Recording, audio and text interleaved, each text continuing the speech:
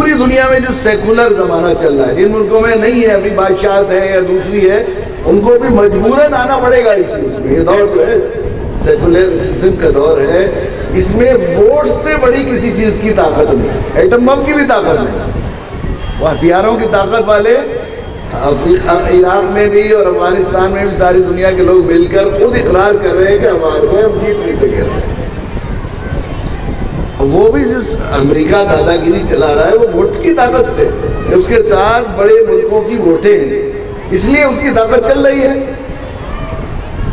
Vote کی طاقت atom bomb سے بڑی طاقت ہے اس میں۔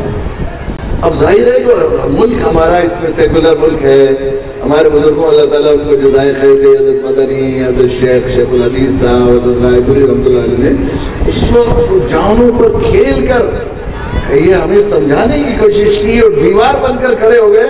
اس ملک کی تقدیر ہمارے ساتھ وابستہ ہے، ہماری عمر تقدیر اس ملک کے ساتھ وابستہ ہے۔ ہمارے بزرگوں نے اس ملک کو سینچا ہے، سنوارا ہے، یہاں پر تاج محل بنائے ہیں، لال قلعے بنائے ہیں، سڑکیں بنائی ہیں، یہاں پر آباشی کا نظام بنایا ہے، اس ملک کو ڈاک کا نظام دیا۔